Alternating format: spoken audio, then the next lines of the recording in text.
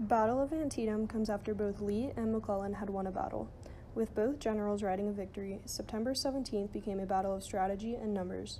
McClellan's army was in a dismal state of poor hygiene and starvation, with their only sources of food being apples and the cornfields they fought in. With supplies running so low, the Union relied heavily on the participation of local farmers to feed the troops. Letters from the day after this battle describe a fully overwhelmed medical team, with each side taking about 12,000 casualties. This battle is labeled the deadliest battle in American history, and there are thousands of recovered letters detailing the physical and mental torment the present soldiers went through. The Union would call this a victory, having prevented foreign nations from recognizing the Confederacy.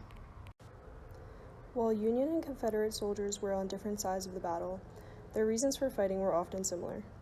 Many Union soldiers joined out of a sense of duty for their country. They fought against what they saw as an oligarchy forming in the Confederacy and sought to keep America from reverting to the old ways of the monarchy. On the other hand, many American farmers joined to save their land.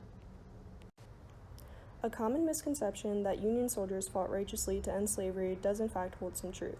While Union soldiers' main motivation would have been to hold the country together and maintain stability for their families, over time their hatred for the Confederacy and the war breeded its own hatred for slavery. Soldiers on both sides were well aware of the likelihood they'd survive, or at least make it out without an amputation.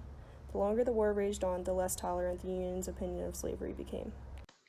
Due to the Jeffersonian ideal, which saw a large standing army as a threat to democracy, the Union Army started out the war with low numbers, which they filled with volunteer soldiers. These volunteer soldiers were largely untrained and didn't know their way around a battlefield. When Major General McClellan was put in charge of the Army of the Potomac, he made it standard practice for his officers and non-commissioned officers to train up these volunteers. And for one of these volunteers to reach a point where they were considered as good as or better than one of the regular soldiers, it was considered to be a great achievement.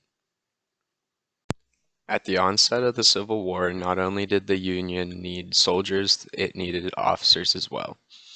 At that time, about 200 West Point graduates who had already gotten out of the Army returned to take up a post. One such officer was Major General McClellan. By the time the Union and Confederate States met at Antietam, Major General McClellan's troops were well trained and had seen battle. Along with this, they were prepared due to Major General McClellan coming across a copy of General Robert E. Lee's battle plan. The main military doctrine at this point in the Civil War was a war of subjugation to preserve the Union, meaning to aggressively fight off and attack the Confederacy to submission. The Union failed at this leading up to this battle, with Lee's decisive victories leading him to push into Maryland. McClellan needed a decisive victory to push the advancement back to Confederate territory. Lee had 40,000 troops stationed at Sharpsburg, and McClellan wanted to counterattack and surround the Confederate position.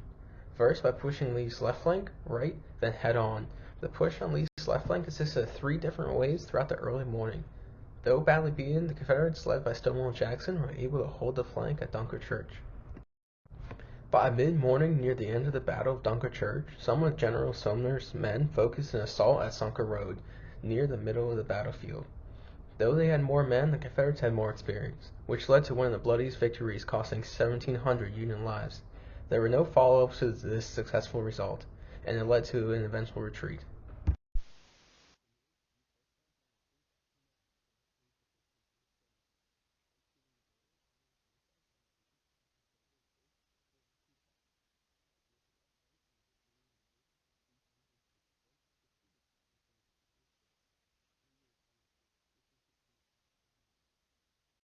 By late afternoon, Lee's right flank only had 3,000 men, so the rest were repositioned on the skirmishes. Once given the order, Admiral Burnside sent his men to take control of the bridge that separated the two sides. That, with the left flank from a different Union division, caused Lee's men to retreat. Burnside pursued the retreating Confederates, but was stopped by a new wave of Southern recruits. This was the end of the Battle of Antietam. Artillery fire was used as the most casualty-producing weapons by both sides during this battle. The Confederacy used out-of-date smooth-bore cannons, while the Union used more recent rifled cannons. Although they both used artillery fire, they also used some small-armed weapons, the most common being the Sharps rifle.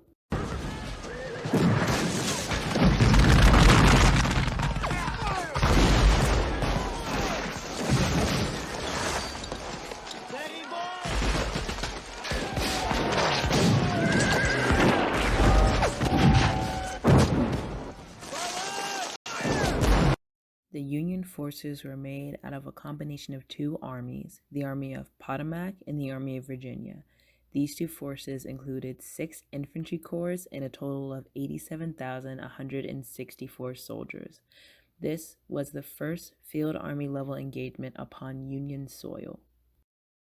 Union forces went into the battle low on supplies but high on soldiers, but as the battle continued, they amassed a total of 22,717 dead, wounded, or missing personnel, making this the most amount of people lost in a single day during the entire Civil War.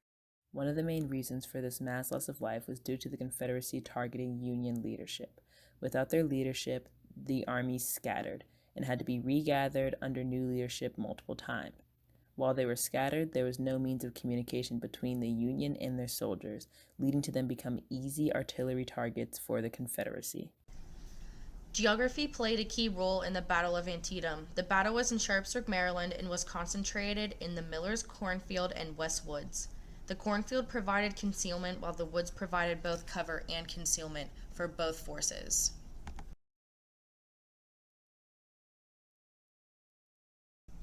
Two main pieces of geography were the Bloody Lane and Burnside Bridge. Bloody Lane, the Confederates held as a defensive position but had to flee because of the casualties they were taking, and Burnside Bridge was on the flank that the Union was able to take.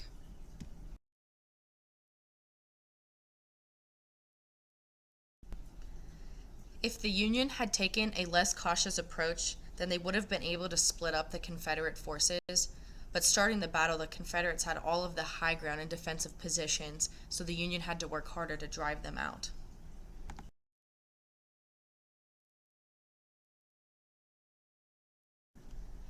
One of the key pieces of intelligence that the Union was able to have was that 2 Union soldiers found the Confederate battle plans, called Special Order 191, but the unit did not pursue the Confederates despite the valuable information, so they lost all of the gain that they could have had from using the orders.